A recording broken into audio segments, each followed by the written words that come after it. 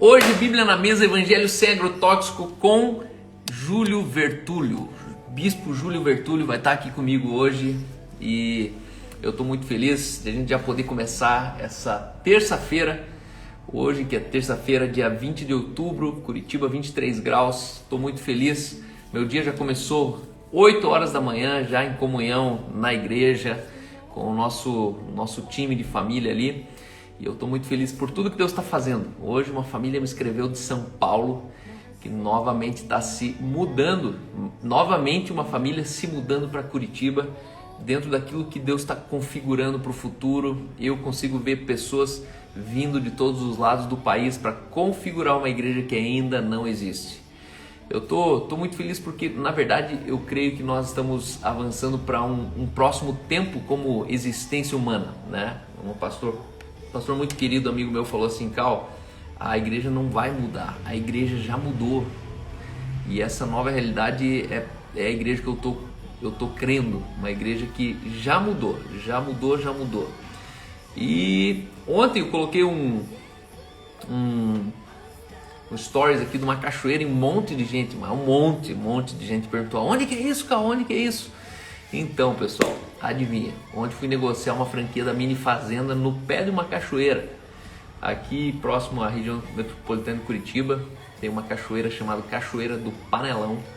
E a gente está conversando, ver se a gente vai chegar num consenso. Os desafios são grandes, né? Uma negociação sempre envolve bastante tensão dos dois lados. Mas eu estou muito feliz porque chegou no desafio do meu negócio. Para quem não sabe, eu tenho uma mini fazenda de turismo de animais. E aí a gente abre sábados, domingos e feriados. E nos últimos meses eu tenho batido meus recordes de clientes. Desde o primeiro dia lá, 3 anos atrás, eu olhei para o negócio, coloquei um número na minha mente e falei: eu vou chegar nesse número. E esse mês o número chegou. Só a diferença é que naquela época o meu número era de faturamento.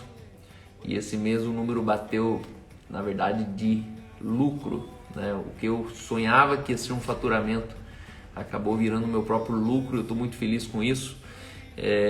O meu negócio é um negócio que ele é promissor, né? Quanto mais digital o mundo está se tornando, mais presencial um produto de experiência está valendo, né? Então, eu sei que um monte de gente aqui visita minha mini fazenda, várias pessoas, e eu estou muito feliz porque o meu desafio chegou agora de eu ter que expandir o meu negócio e provavelmente eu pretendo fazer uma franquia, né? De uma maneira onde a gente consegue colocar uma experiência entre pais e filhos, talvez em qualquer lugar do estado do Paraná aqui. E é isso aí, tô feliz. Então, sejam muito bem-vindos. Ontem a gente teve uma devocional aqui que acho que foi marcante para várias pessoas, muitos feedbacks, muitas pessoas me agradecendo, mas ontem eu falei do fundo do meu coração sobre a vida abundante, a chave da vida abundante. E hoje a gente quer continuar, né, nisso aqui, e para isso eu vou estar chamando aqui meu irmão Júlio Vertúlio, que vai falar de Suzano, pastor da Igreja Mundial, Igreja Cristã Mundial em Suzano, e faz um trabalho espetacular. Sobrevivente do Covid, tá aqui o sobrevivente do Covid com vocês ao vivo. E fala, meu pastor, tudo bem? Bom dia. Tudo bem, meu querido, como está? Tudo bem, graças a Deus. Mais uma vez, uma honra poder te ouvir aqui. Eu estou na expectativa, irmão. Para ser bem honesto, assim, ó, de todas as minhas lives, tem uma que eu fico assim já esperando com expectativa, é a tua live. Porque as tuas lives, não que as outras não sejam, mas é diferente. Algumas abordagens, eu gosto muito da maneira, eu me identifico muito da maneira tão organizada que você coloca os pensamentos, de maneira que lá na frente as pessoas olham para trás e lembram exatamente daquilo que você falou. A última live, se eu não me engano, você falou sobre troque de mesa. Troque da mesa. Falou demais comigo, irmão. E mais uma vez, obrigado por mais essa hora que 40 minutos provavelmente, que você vai entregar para a gente aqui, separando da tua rotina, do teu tempo. Para quem não sabe, ele é pastor sênior de uma igreja, fundador, se eu não me engano, dessa igreja, né? E é um cara que... Uma garagem. Tudo que é cara bom, que não forte tá nasce na garagem, né? Sempre na garagem, né? a Apple, a Google, a Ike, a Mundial. Igreja Mundial. Esses dias o cara escreveu assim, ó, ele postou uma foto, colocou as 6 garagens da Apple, da Amazon, e daí escreveu embaixo assim, e aí, qual que é a sua desculpa? Aí foi um brasileiro e escreveu lá embaixo, infelizmente eu não tenho garagem. Eu já vi essa foto e aí eu fiz aqui na igreja, eu editei, eu coloquei a nossa foto de garagem junto. É, E pus aqui no telão. Falei, ó, nós também estamos nessa lista. Nunca subestime uma garagem. Né? Jamais. Não despreze os humildes começos. É, isso aí, isso aí. Mas com certeza Júlio Vertúlio não está procurando o que fazer e com certeza ele separou esse tempo, esse momento, entendendo que tem uma igreja nacional, que existem irmãos que vão além de uma placa de igreja, existe um corpo místico de Cristo, tem um cabeça sobre nós. E hoje é um pulmão conversando com, sei lá, com o rim, entendeu? É isso aí. É um órgão, um membro do corpo falando com outro membro. E eu sou grato a Deus por homens que têm crescido numa maturidade como você, né? Pessoas que estão entendendo já que compreender não é concordar. Então, na concordância, a gente vai até o fim junto. E tanto faz se a gente concorda ou não. A questão é que a gente tem um pingo de respeito e a gente tem os... O que nos une é maior do que o que nos separa. Isso, exatamente. Focar nisso. É, exatamente. É a cruz. E eu tenho percebido, né? A Bíblia diz que temos que ser um para que o mundo creia. A chave da evangelização não é se esforçar para converter o mundo. A chave da evangelização é para colocar 2 pastores na mesma mesa, que eles consigam comer tranquilo. Tem alguns anos, a gente sempre procurou participar da unidade da igreja e algumas coisas. E alguns anos atrás eu estava... Tem anos, meu filho era bem pequeno, Luiz. E eu estava com a Érica conversando no carro sobre um movimento de unidade que a gente estava tentando alavancar e movimentar. E aí a gente conversando sobre algumas dificuldades, né? E uma das dificuldades desse movimento, e aí eu fui... Era um conselho de pastores da cidade. E ele falou, poxa, tá tão difícil de conseguir tal. E aí eu peguei lá, e naquela época mandava-se cartas. Então nós estamos falando de uma época que mandava cartas de convite para as pessoas participarem. Ok. E aí eu falei para ele, eu vou te mostrar um negócio. Aí eu falei assim, ó, vamos separar aqui rapidinho. Ele tava com as pilhas de carta na mesa. Aí eu falei assim, ó, separa aqui, ó, qualquer igreja que tem sobrenome pentecostal. Porque ela sempre tem um nome e tem o sobrenome pentecostal. Então você já alinha ela para um lado. E separa as igrejas que têm mais o estilo da comunidade, tal, alguma coisa assim. Vamos lá. Bom, no final a gente tinha uma pilha desse tamanho de cartas com sobrenome pentecostal e uma pilha desse tamanho com cartas, né, de nome mais comunidade, históricas e coisas assim. E aí eu falei para ele, olha a tua diretoria. A diretoria do conselho naquele momento era toda desse lado de cá. Eu falei, você não tem ninguém que fala a língua do lado de cá.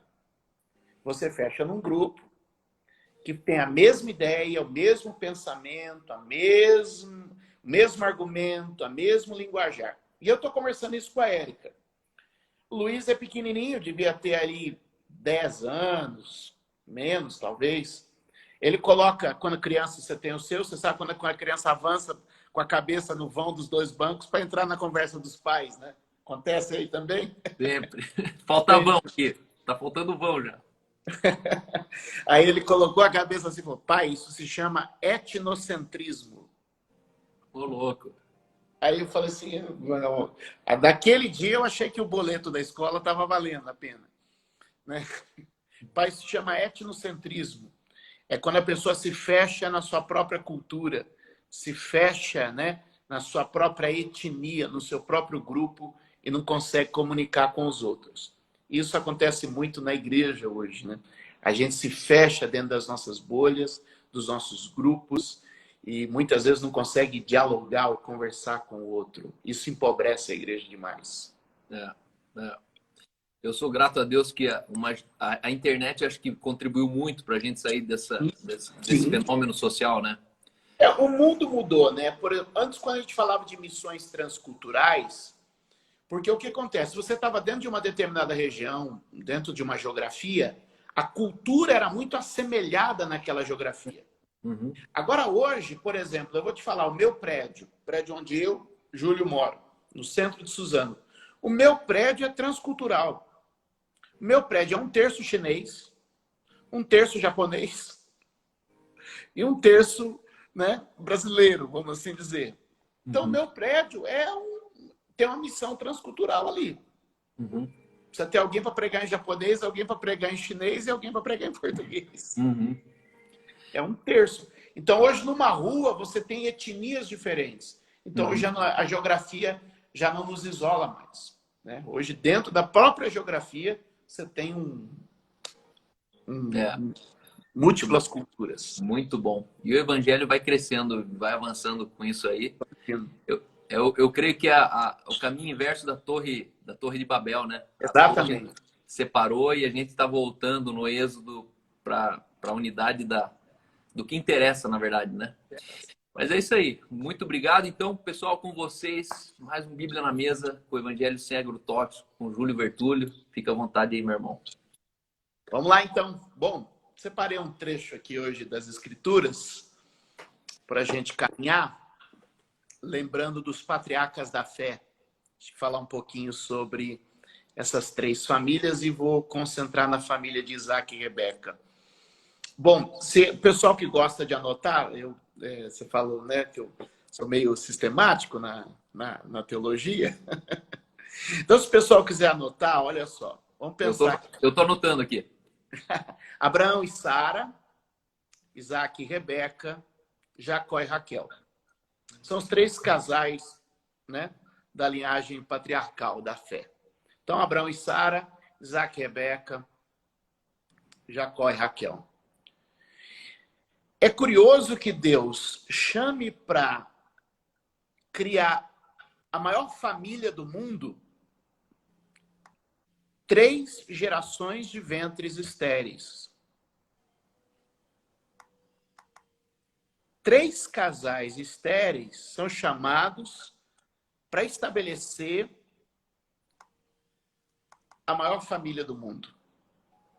A família que você tem que olhar para as estrelas do céu, contar areias no mar. A família que se multiplica a cada dia.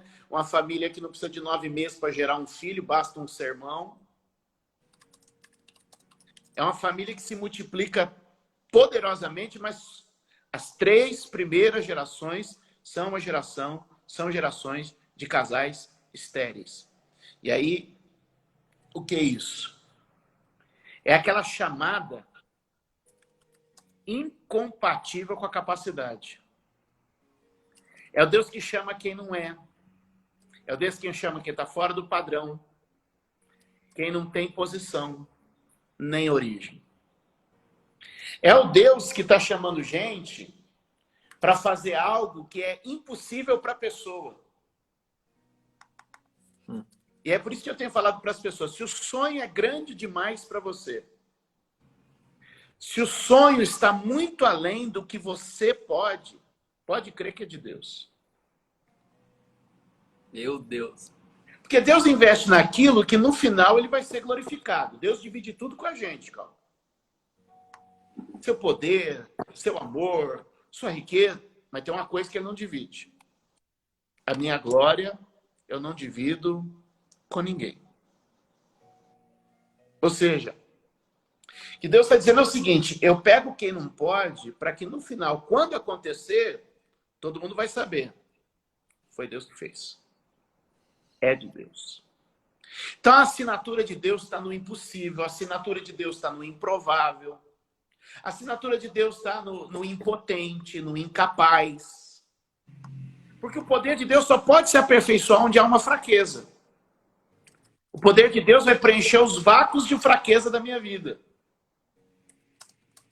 Então, Abraão e Sara, Isaac e Rebeca, Jacó e Raquel são provas de um Deus que não precisa olhar para mim e ver em minhas condições.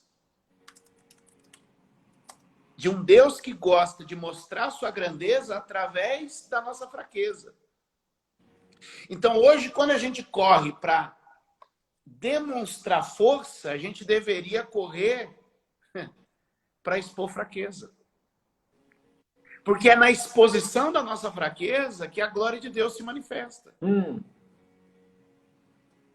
Então, ao invés de eu revelar força, eu devia expressar fraqueza. Para que a glória de Deus, através da minha fraqueza, se transforme a força que fez a diferença em mim. Eu tudo posso naquele que me fortalece, não na força que eu recebi. É nele. É uma contínua dependência dele. E nesse desenvolver da história deles, para a gente avançar um pouquinho mais, né, então, ponto, estabelecemos aqui. Deus pegou 3 casais de ventres para mostrar a sua graça, mostrar que é ele. E aí Abraão, sabedor disso, manda seu servo em busca. Eu estou em Gênesis 24 agora. Abraão manda seus servos dizer o seguinte: vai escolher uma moça para casar com meu filho Isaque. Isaque é o herdeiro de toda a promessa, Isaque é o filho esperado. A decisão de quem seria a esposa de Isaque era tremendamente importante dentro do contexto da promessa, do contexto da visão, de tudo que havia sido estabelecido. Ou seja, essa Rebeca não pode ser qualquer uma. Essa Rebeca precisa estar dentro do plano. E aí, quando a gente começa a ler a Bíblia procurando qualidades, procurando, sabe, referências de pessoas para dizer por que essa pessoa encaixou no plano. Eu estava lendo aqui e vi a oração que o rapaz fez. Eu vou ler aqui. Quando o servo de Abraão sai, ele diz assim, ó. Então orou, verso 14, verso 12, 24. Capítulo 24. Capítulo 24. Então orou. Senhor Deus do meu senhor Abraão, dá-me neste dia bom êxito e seja bondoso para com meu senhor Abraão. Como vês, estou aqui ao lado desta fonte e as jovens do povo desta cidade estão vindo para tirar água. Concede que a jovem a quem eu disser, por favor, incline o seu cântaro e me dê de beber, e ela responder, bebe, também darei água aos seus camelos. Seja essa que escolheste para o teu servo Isaque, e saberei que assim foste bondoso com o meu Senhor. Olha a oração que esse cara faz. Eu não sei se ele tinha compreensão do plano ou não. Mas olha o que é a posição de uma princesa. Olha como o cara vai em busca de uma princesa. Aí eu queria que a pessoa anote 3 palavras aí, ó.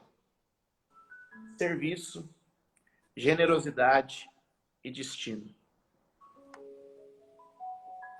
Quando esse cara chega à beira do poço, a primeira coisa que ele pensa é em serviço. Por quê? Era a hora que as moças saíam de sua casa para buscar água para a família. Ninguém que se destaca no reino de Deus se destaca fora do serviço. A chamada é independente da condição, mas o processo está relacionado ao serviço. Ele não examina ela para saber se ela pode ser a mãe de uma nação. Mas ele reconhece ela pelo espírito de serviço. Servir é para gente nobre. Meu Deus. Servir é para gente resolvida. Servir não é para gente pequena. Porque gente pequena precisa diminuir o outro para ser quem é. Gente grande não tem problema em servir porque sabe quem é. O cara grande, entre aspas, tem que fazer o outro pequeno. Agora, quem tem grandeza pode se fazer pequeno diante do outro que nunca vai deixar de ser grande. Quando Jesus lava os pés dos discípulos, ele lava como Senhor e Mestre. E eu não sei se eu já falei isso aqui, mas ele faz assim, ó. Sei que vim do Pai. Sei que o Pai me entregou todas as coisas e sei que vou para o Pai. Ser humano 100% resolvido. Sei de onde vim, sei quem sou, sei para onde vou. Lavar o pé dessa turma não é problema para mim. Porque eu sei quem eu sou. O que ele coloca como primeiro ponto é serviço. Imagina naquele dia, né? A mãe de Rebeca. Rebeca, vai tirar água. Ah, mãe, eu sou malhação agora. Rebeca, vai tirar água. Ah, não, hoje não é meu dia. A disposição do serviço é uma característica extraordinária dentro da igreja e do Evangelho de Jesus. O próprio Cristo diz, eu não vim para ser servido, eu vim para servir. A gente confunde as posições. A liderança, a chamada, não é o quanto eu sou servido, mas é o quanto eu sirvo que me marca. Então, a primeira marca dessa moça é serviço.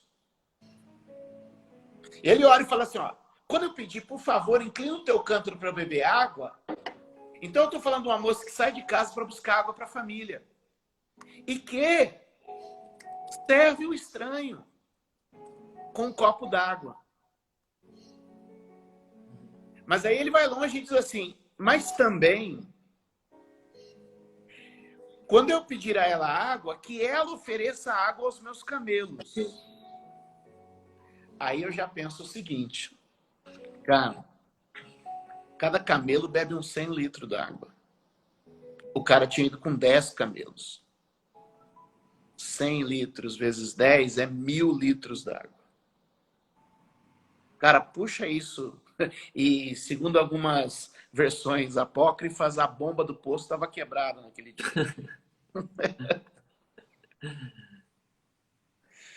Você imagina uma moça se dispondo a tirar água para 10 camelos? Ele está escolhendo uma princesa. Ele está escolhendo alguém que vai dar continuidade à promessa que muda a humanidade. Então aqui a gente conjuga as duas primeiras palavras que a gente colocou. Ela não é só uma pessoa voltada ao serviço. Ela também é uma pessoa tomada de generosidade. O cara é um estranho. Um copo de água já seria bom. Mas é aquela pessoa que vai além. Transborda, que é generosa. E aí esse encontro é tremendo. Por quê? Porque ela soma serviço e generosidade. E ao somar serviço e generosidade, e aqui para mim é uma chave, ela encontra o destino. E se você começar a fazer uma avaliação, e as pessoas acompanhando a gente agora começar a perceber, quando você encontrar alguém que somou serviço e generosidade, você vai ver que essa pessoa encontrou o seu destino. Exato. Então pensa comigo, parece uma loucura alguém que está tirando água para um estranho e tirando água para uma comitiva de camelos de um estranho. Mas ela está conjugando, a oração que o cara fez diante de Deus é: a bondade do Senhor vai se revelar em quem tiver serviço e generosidade. E é no serviço e na generosidade que ela encontra o destino. Porque quando ela serve de água que ele serve, quando ela tira água para aqueles camelos, ela está selando o destino dela para ser a segunda geração, para herdar tudo que Abraão recebeu, a promessa de todas as famílias da terra, a promessa de transformação da humanidade. Então, o que a gente está vendo hoje é que tem muita gente que está perdendo e pedindo de um lado, eu preciso encontrar o meu destino. Pastor Cal, me ajude a encontrar o meu destino. Comece a servir generosamente, o seu destino vai estar diante de você. Comece a servir com generosidade. Sirva quem está diante de você e o seu destino vai se revelar. Alguém podia dizer, Rebeca tá maluca. As amigas no grupo de WhatsApp falam, Rebeca endoidou, tá tirando água para 10 camelos. Só que enquanto aquele cara bebia água e observava ela tirando água, calma, ela não sabia. Mas aquele a quem ela deu água seria servo dela para o resto da vida dela. Aqueles camelos a quem ela estava dando água pertenceriam a ela. E ocultado nas cargas daqueles camelos, joias e ouro e tecidos e tesouros que pertenciam a ela. A sua riqueza não está longe do teu serviço. A sua riqueza não está longe da tua generosidade. Tudo que ela serviu carregava tesouros que fariam daquela moça que sai de casa para tirar água a mais rica, a mais famosa, a mais conhecida das moças de onde ela habitava. Eu não sei se passou outra moça ou se foi a primeira, mas eu sei que ela cumpriu. De alguma forma foi movida a ser generosa e servir. Aí ela encontra o seu destino. Uma vez encontrado o seu destino, ela leva para casa o servo. Vou avançar um pouquinho, senão o horário estoura. Eu falei demais aqui já. Tá gostoso, manda bala. Vamos lá. Então vamos lá. Olha só, aí ela encontra. O cara fala, é você. É você. Meu Deus. Ela vai para casa. Aquela celebração, o cara revela o propósito, ela agora sabe o seu destino, ela recebe a sua palavra. E aí, os irmãos de Rebeca encaminham o seguinte, vou para o capítulo 24, verso 60. E abençoaram Rebeca dizendo, que você cresça, nossa irmã, até ser milhares de milhares, e que a sua descendência conquiste as cidades dos seus inimigos. E aí eu queria aqui trabalhar mais 3 palavrinhas com as pessoas. Profecia, realidade e fidelidade. Profecia, realidade e fidelidade. Qual é a profecia? Ela sai de casa com a bênção dos irmãos. Ela sai de casa com a bênção da família. Que você cresça, que os seus se tornem milhares e milhares, que sejam poderosos e conquistem as nações, as portas dos inimigos, as cidades dos adversários. Ou seja, ela tem uma profecia de que a família dela se multiplicaria poderosamente. Ela tem uma profecia de que o lar dela se tornaria a referência e seria uma marca na humanidade. Mas a segunda palavra é realidade. E quando a realidade e a profecia não combinam? Porque a Bíblia diz que que Rebeca era estéril. A Bíblia diz, esta é a história, verso 19 do capítulo 25. Esta é a história da família de Isaac, filho de Abraão. Aquela família que nasceu debaixo de uma profecia. Milhares de milhares. Abraão gerou Isaac, verso 20. O qual aos 40 anos casou-se com Rebeca, filha de Betuel, arameu, em Padã Arã, irmã do seu irmão. Isaac orou ao Senhor em favor de sua mulher, porque era estéril. Já viveu esse tempo? Tenho certeza que sim. Em que a profecia e a realidade não combinam? Ela sai de casa dizendo assim, você vai ser a mãe mais numerosa da face da terra. E ela deita com o marido 1 mês, 2 meses, 3 meses, 1 ano e não tem filho. É aquele momento em que a profecia e a realidade não combinam. É a pessoa que recebeu uma palavra, é a pessoa que carrega consigo promessas desde a infância, do seu chamado, e aí você tira uma foto da sua realidade e você diz assim, não combina a minha profecia com a minha realidade. Meu Deus. E aí você só tem uma chave, Cal, que é a chave da fidelidade. Profecia, realidade, fidelidade. Porque o texto diz que ele orou por ela aos 40 anos. E lá no verso de número 26, o texto diz que os meninos nasceram quando ele tinha 60 anos.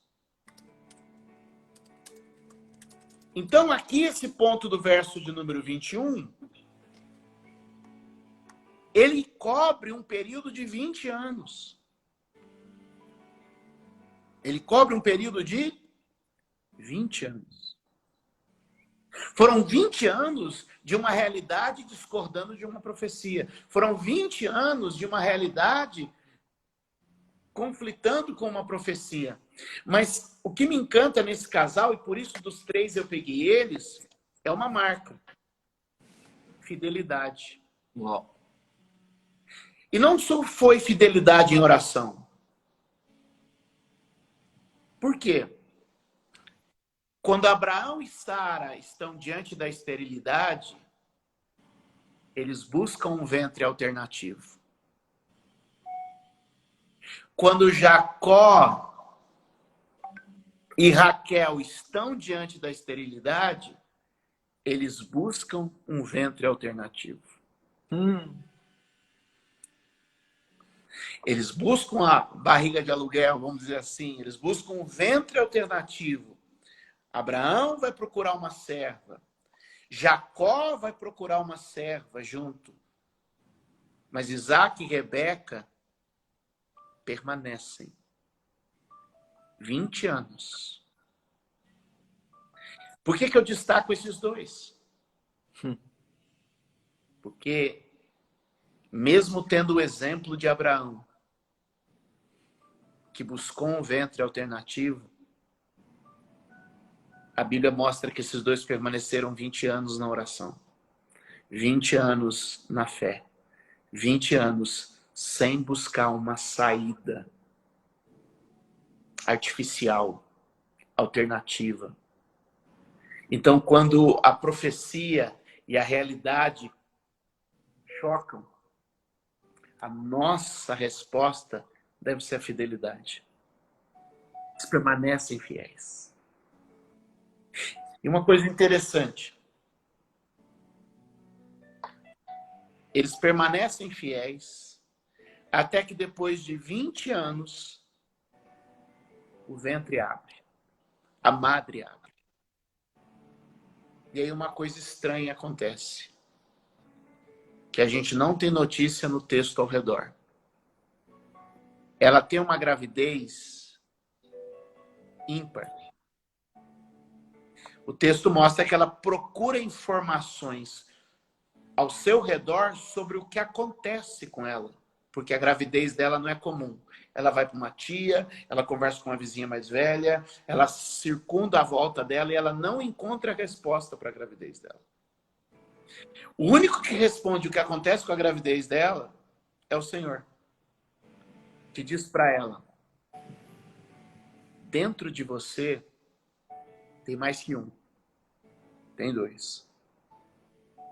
Dentro de você não tem criança, tem nações. Os outros buscam alternativa. Os fiéis recebem porção dobrada. Os outros andam mais rápido. Mas quem anda na fidelidade recebe na medida do Senhor. Porque às vezes a gente está olhando a velocidade com que o outro resolveu o problema e a gente está dizendo, e o meu? E Deus está dizendo, ele correu tanto e quando eu resolver você vai ver uma porção. Eu não vou chamar de criança, eu vou chamar de nações. Você não vai ter um, você vai ter dois. A fidelidade sempre será recompensada. A fidelidade sempre será contemplada. Então ela tem uma gravidez completamente diferente. E quando ela vê, ela tem 2 crianças. Então a realidade dela e a profecia dela brigaram por tanto tempo. E aqui eu queria ser profeta para a vida de alguém que está ouvindo a gente agora, nesse tempo de devocional, e dizer que a sua profecia, a sua realidade estão brigando há tanto tempo. E eu quero dizer para você, permanece na fidelidade, permanece fiel. Amém. Não se rende às alternativas, não se rende aos escapes que a vida propõe, porque às vezes é melhor que o copeiro te esqueça, porque se o copeiro lembrar de você, você vai sair por uma janelinha, mas se o copeiro esquecer de você até a hora certa, você vai sair pela porta que Deus vai abrir. Então, muitas vezes, a gente está aqui no conflito entre profecia e realidade. Não sou eu que vou realizar a profecia de Deus na minha vida. Não sou eu que vou procurar criar de forma artificial o que a profecia um dia disse. Porque aquilo que eu crio com as minhas mãos se torna pesado. Aquilo que eu crio com as minhas mãos se torna fardo. Mas aquilo que vem de Deus... Ele fala, é fardo, mas é leve. É jugo, mas é suave. Então, muitas vezes, a gente tenta fabricar o que a profecia um dia disse. E é isso que está matando muita gente. Deixa eu dar uma palavra para os líderes. Tudo que você fabrica pela sua própria força ou habilidade se torna um fardo para sustentar. E líder cansado vai se tornar violento, insensível, dominador. Porque é sempre a força que desgasta. Tudo que exige força é desgastante e corrompe. Porque tudo que se desgasta, o material que vai se desgastando, esse material vai sendo corrompido. Sua estrutura, sua essência, sua forma vai sendo avariada, vai sendo destruída. Foram 20 anos de fidelidade, apesar da realidade não combinar com a profecia. Eu estou falando talvez com alguém que ouviu coisas tão preciosas do pastor no dia do casamento, mas a realidade do casamento agora contrasta com aquela realidade da profecia. Gente que quando foi ordenado ao ministério, recebeu palavras tão preciosas, mas a realidade que ele vive hoje conflita com a profecia que ele recebeu. Eu só posso te dizer, guarda a fidelidade. Guarda. Guarda ela. A gente não precisa de ventre alternativo. A gente não precisa, não é num outro lugar, não é numa outra pessoa, não é com outro companheiro, não é no outro negócio, não é não. Só seja fiel. Só permanece fiel. Cada ciclo menstrual era um soco. Cada ciclo menstrual era uma dor. Mas teve um mês que não veio. Um segundo que não veio. Um terceiro que não veio.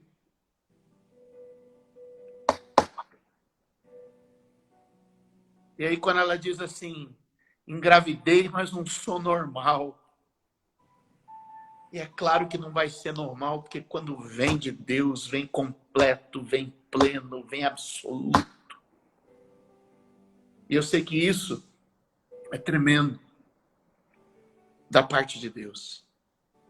Então, quando a sua profecia estiver em conflito com a sua realidade, fidelidade. Ele orou por 20 anos. E aqui é uma coisa boa para a gente olhar. Só se a gente voltar ali para o verso 21 e olhar com atenção, na Bíblia mesmo assim, Isaac orou em favor de sua mulher, porque era estéril. Ponto.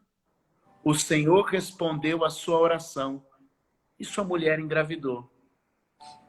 Eu falo que se a gente olhar só esse versículo, a Bíblia engana a gente. Bispo, a Bíblia vai enganar a gente, às vezes engana. Porque se orou, ponto, o Senhor respondeu, esse ponto é um espaço de 20 anos. Por que a gente desanima? Porque a gente não percebe os processos. A gente tem acostumado a olhar os heróis da fé olhando resultados. E a gente devia passar a olhar os heróis da fé olhando processos. A gente só lembra do Davi que derrotou o gigante. A gente só lembra do Moisés que abriu o mar.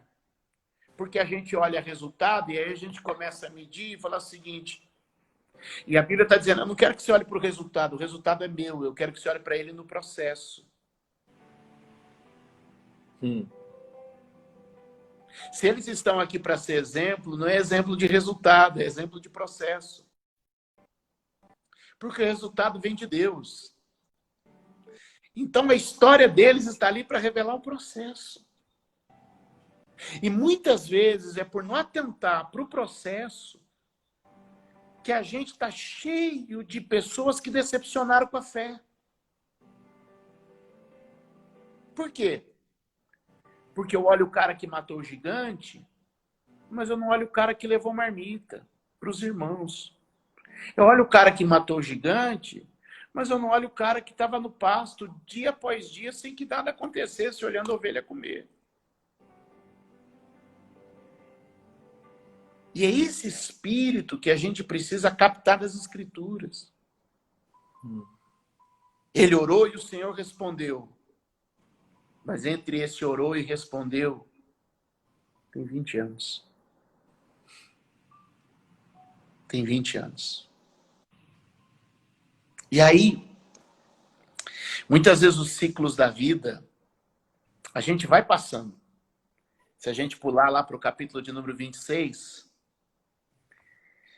o texto diz lá, houve fome naquela terra. Como tinha acontecido no tempo de Abraão. Teve a crise dos dias de Abraão e teve a crise dos dias de Isaac. Teve a crise dos dias do seu pai, tem a crise dos seus dias. As crises surgem sobre a vida. E aí eu queria juntar mais 3 palavras para a gente aqui. Crise, decisão e atitude. Quando a crise surge, toda crise gera um movimento. Toda crise vai gerar um movimento. E diante desses movimentos, você tem que tomar uma decisão.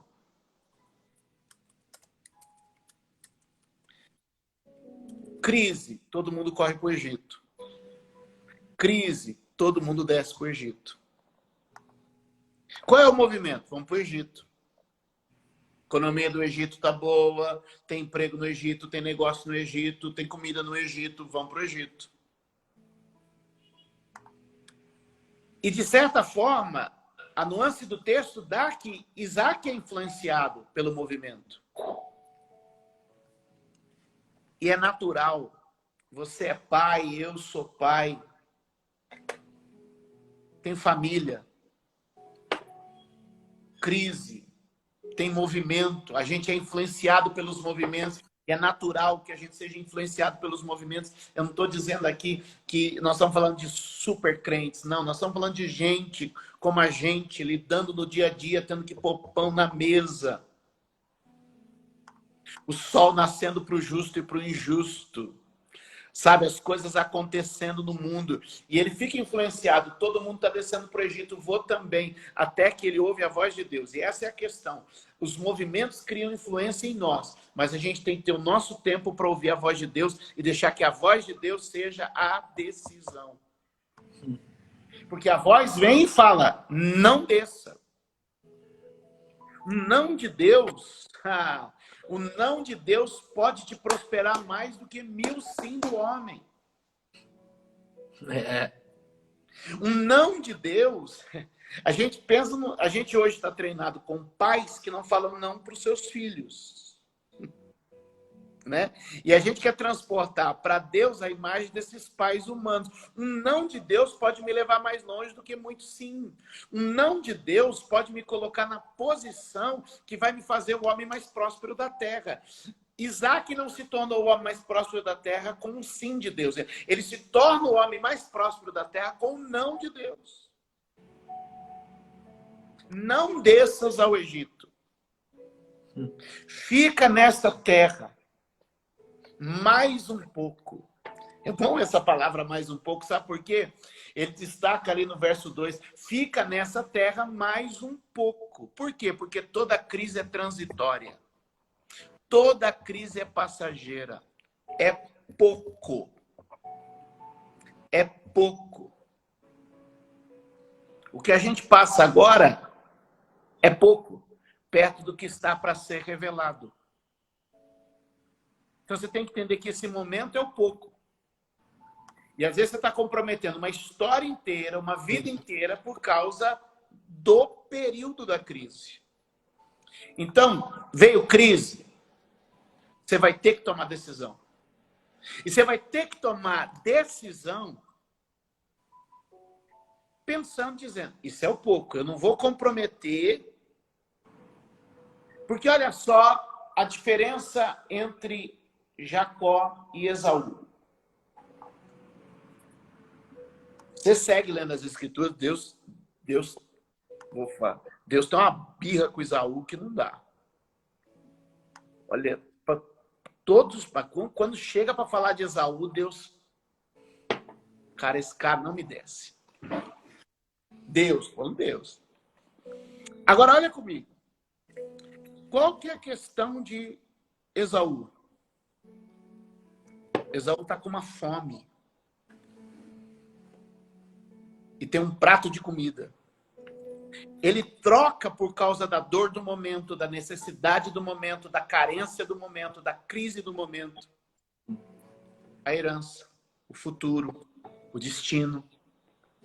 E é o que está acontecendo com muita gente.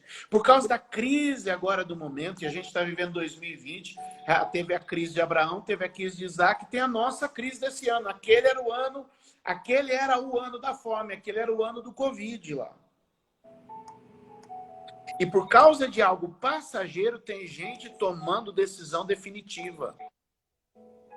Então, se está havendo um movimento, por causa da crise, para ouvir Deus na decisão. E às vezes o não de Deus vai te colocar na posição certa. Então, o que acontece? Crise, decisão, atitude. O que a Bíblia fala? Vamos pular lá para o verso 12 para a gente avançar um pouquinho. Formou Isaac formou lavoura naquela terra no mesmo ano. E colheu 100 por 1. E por que colheu 100 por 1? Porque o Senhor o abençoava. Não foi nenhuma técnica de plantio. Não foi nenhum adubo revolucionário. Não foi nenhuma engenharia. É a bênção de Deus. A gente está procurando como é que eles são prósperos. Eles são prósperos pela bênção de Deus. É ela quem enriquece e não traz dores. Vamos descobrir os segredos de José para prosperar. Qual foi as atitudes de José que o fizeram prosperar? Não, a Bíblia diz o seguinte: era o Senhor com José. Era o Senhor com José na casa de Potifar, prosperou. Era o Senhor com José no cárcere, prosperou. O segredo é presença, o segredo é a bênção. Ele ficou e prosperou. Por quê? Teve a crise, tomou uma decisão e em cima da decisão teve uma atitude. Olha que interessante, o Salmo 1. Você medita nas Escrituras e aí é tudo quanto você fizer prosperará. Então, olha só, no que eu prospero? No que eu faço. Você não prospera no que você não faz, você só prospera no que você faz. E o cara tá perguntando assim, mas o que eu faço? Cara, a questão não é o que você vai fazer. A questão é a mentalidade que você possui. Medita nas escrituras e o que você fizer, prospera. Porque a gente está achando que é a obra das nossas mãos. Quando é a mentalidade que a gente possui.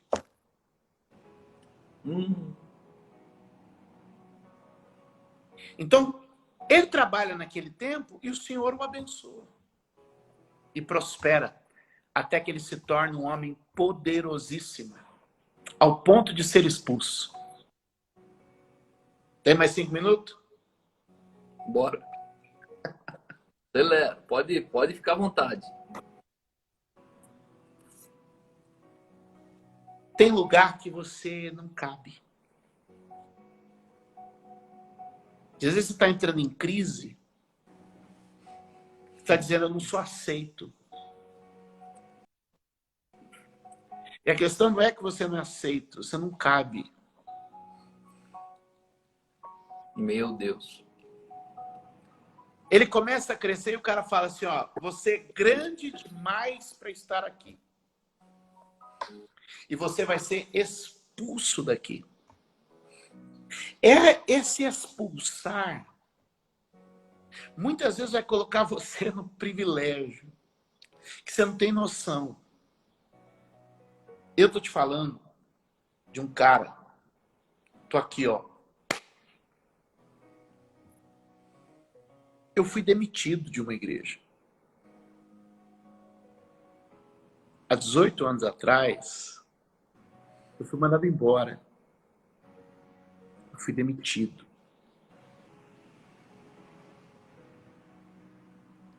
Por quê? Porque eu não cabia mais lá.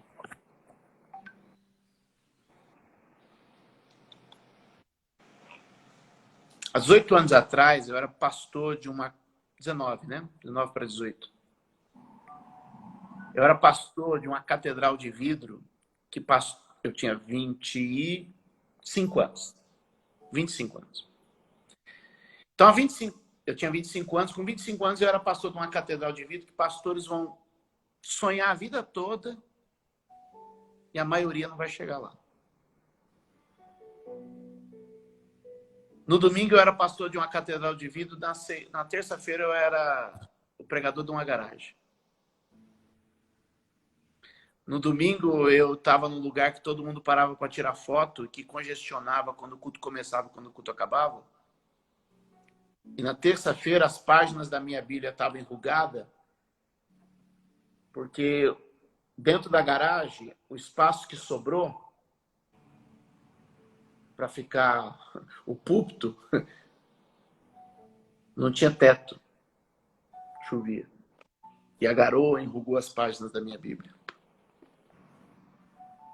Era uma igreja muito engraçada, sabe? Não tinha parede, não tinha teto, não tinha nada. E às vezes você está sendo expulso. Às vezes você está sendo expulso. Você não sabe o que está vindo para você. E aí eu queria dar as últimas 3 palavrinhas. Ezeque, Sitna e Reobote. E aqui eu queria ser muito profético para algumas pessoas nessa hora, porque quando ele é expulso, ele sai e cava um poço. Ao cavar o poço, acha água. Porque é assim. Onde você bater a enxada, vai dar água. Onde você cavar, vai dar água. Cavou e deu água. Mas a Bíblia diz que vieram e contenderam com ele por causa daquele poço. Ezeque quer dizer contenda. Sabe o que Isaac me ensina nessa hora? Ele fala assim, onde houver contenda, saia. Onde houver contenda, perca. Onde houver contenda, amargue o prejuízo. Meu Deus. Onde houver contenda, te pediu a capa, dá a túnica também. Onde houver contenda e te obrigou a caminhar 1 milha, caminha 2. Onde houver contenda e te ferirem na face, dá a outra também. Mas não se prenda, não fique, não se amarre, não se acorrente à contenda. Isaac cava o poço, acha a água, os caras vêm e dizem, e fazem contenda. Sabe o que ele faz? Fica com o poço, fica com a contenda, porque eu sei o que carrego comigo. E vai. Cava outro poço. E o que acontece? Água. Agora, o que você acha? Honesto você aí. Ele sabia achar lugares que tinham água, ou não importava o lugar que ele cavasse, a água estava com ele.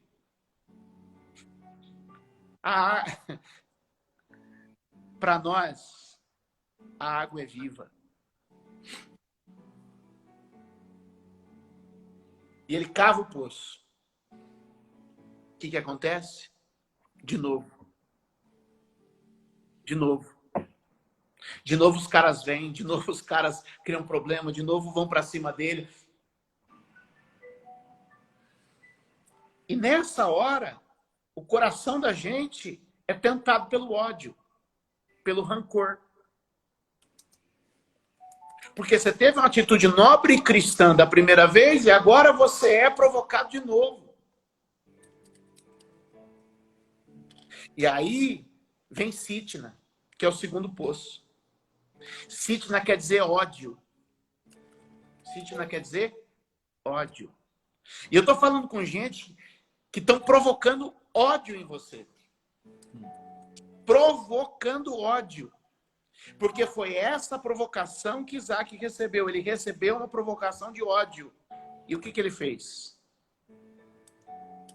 Cara, fica vocês com o ódio. Vivam vocês com o ódio. Eu sei o que eu carrego comigo. Eu vou cavar outro poço. Você quer ficar na contenda? Fica. Você quer ficar no ódio? Fica. Mas eu não vou deixar o ódio dominar meu coração. Eu não vou conviver.